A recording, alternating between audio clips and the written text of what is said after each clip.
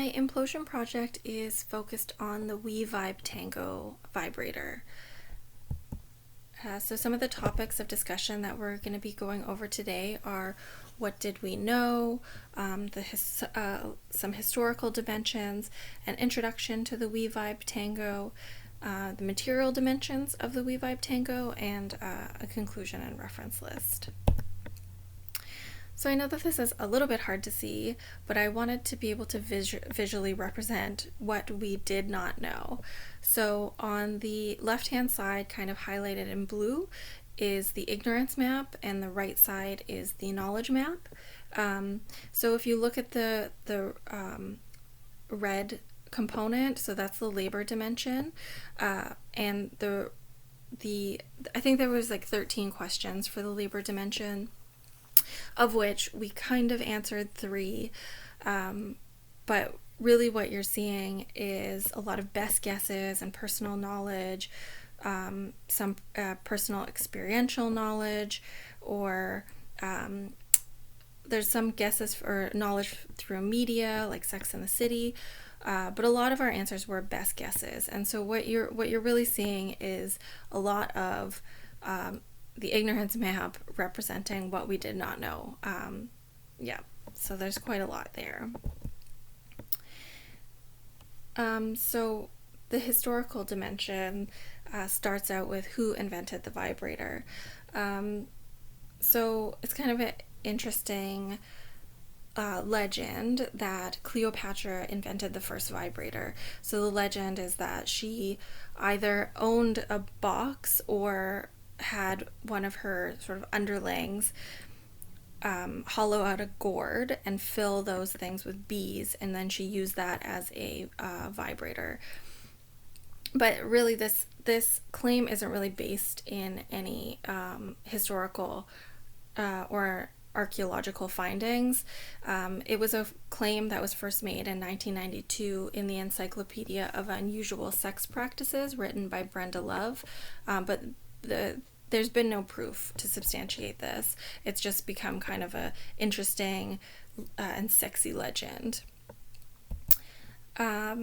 So there's also the claim has been made that in the 1800s, Dr. Joseph Mortimer Granville invented the first electric vibrator to treat women who had hysteria by doing clitoral massages to relieve their tension.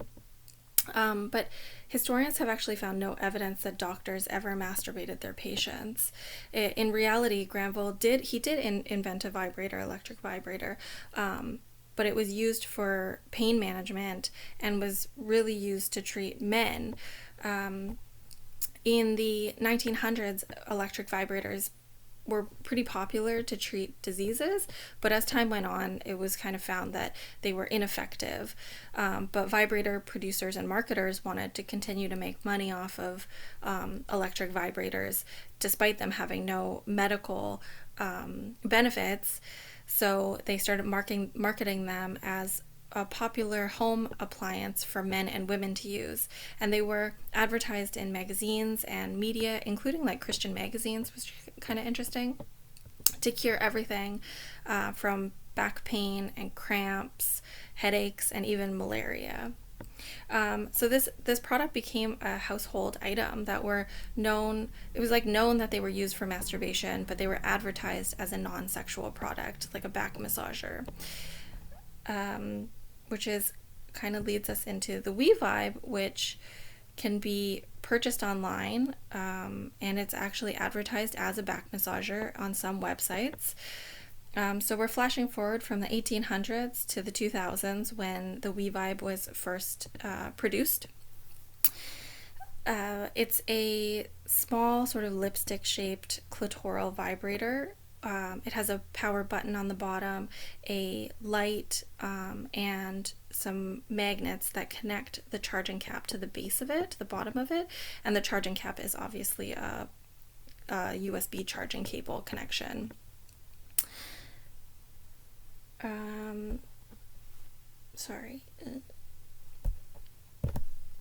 So what are the material dimensions of the WeVibe Tango? What is it made out of? So the base, the body of the WeVibe is made out of ABS plastics. The base has a light, a magnet, and USB cables, which have brass running through them, which are made out of copper and zinc. So, copper and zinc are found in the cable. Copper is obtained through smelting, leaching, and the electrolysis process. The largest producers of copper are Chile and Peru. There are quite a number of hazards associated with copper production, including exposure causing nausea, vomiting, cramps, liver damage, and the inhalation of copper dust has been linked to death in some cases. There are also environmental risks associated with copper, so soil and water are both impacted by increased levels of copper, so that increased levels will have adverse impacts to fish and soil organisms.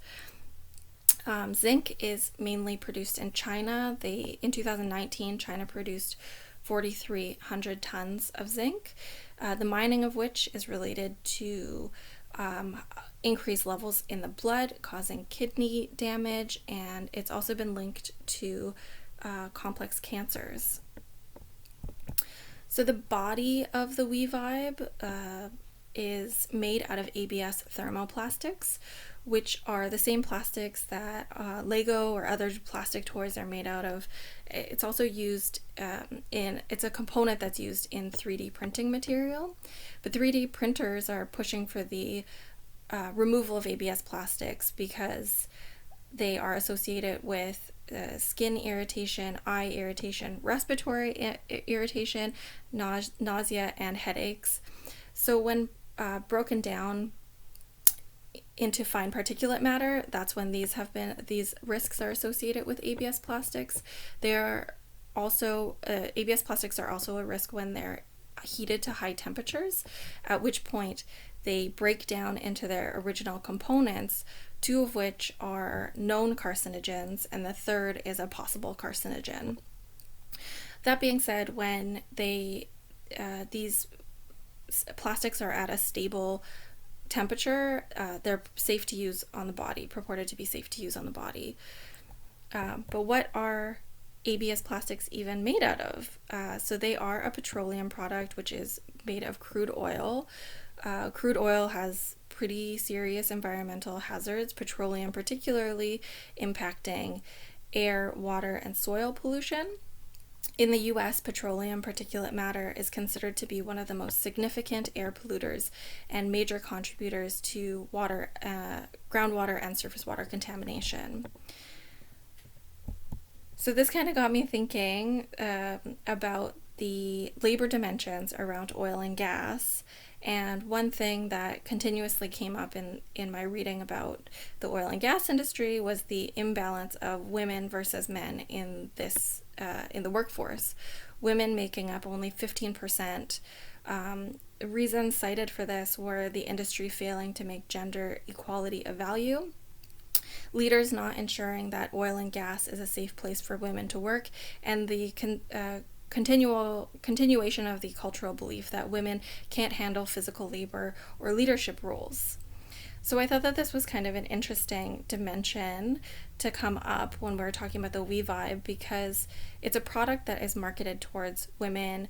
It's associated with like women's empowerment and connection with our bodies, but it's made with a product that is actively not hiring women, not supporting women, and not making women's well-being a priority.